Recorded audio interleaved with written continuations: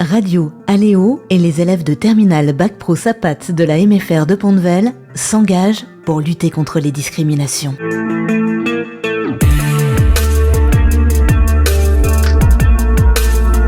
La grossophobie est très fréquente chez les enfants et adolescents.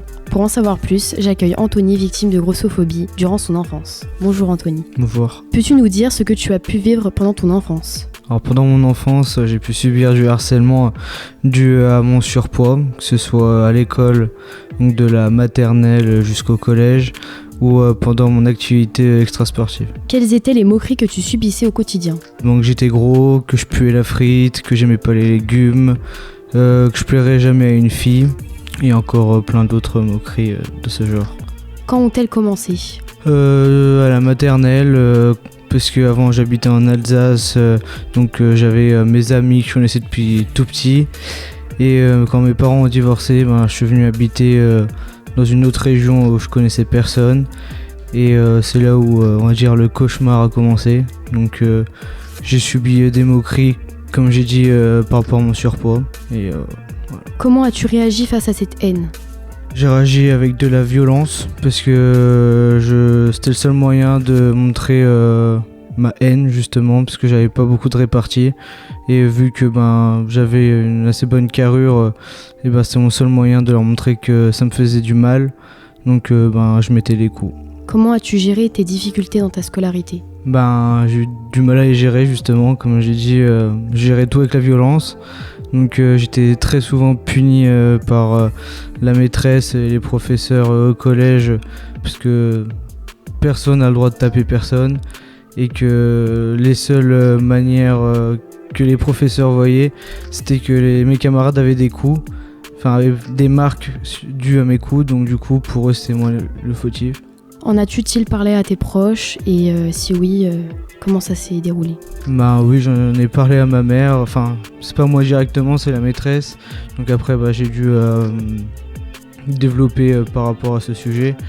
Donc ma mère a fait les démarches nécessaires pour m'aider. Donc j'ai été suivi par une pédopsychiatre et une psychologue pour essayer de gérer mon mal-être, et on a vu que ça suffisait pas. Donc j'ai été suivi aussi par une nutritionniste et une diététicienne.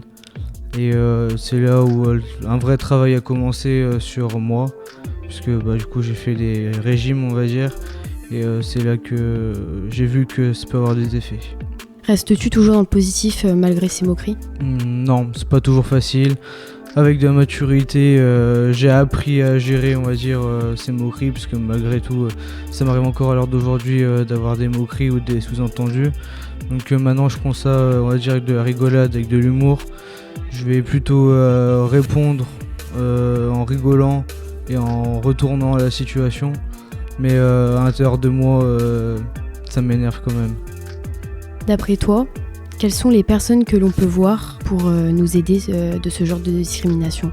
Avant tout, on peut en parler à nos proches, ou du moins à une personne de confiance si on n'a pas une très bonne situation familiale. Mais sinon après par des professionnels comme une psychologue ou une diététicienne qui est spécialisée pour ce genre de choses. Quels conseils peux-tu donner aux personnes qui ont subi la même chose que toi ? D'en parler, c'est la base. Surtout de ne pas se laisser faire, parce que c'est là où ça fait plus de mal. C'est quand tu fermes ta bouche et puis que tu te rends compte que tout le monde en profite, et que après c'est trop dur à gérer et que tu peux avoir des idées noires. Merci Anthony d'avoir répondu à mes questions. Élève et victime de grossophobie, pour en savoir plus, rendez-vous sur Radio Aléo pour écouter notre interview. Merci. Radio Aléo et les élèves de terminale Bac Pro Sapat de la MFR de Pont-de-Vel s'engagent pour lutter contre les discriminations.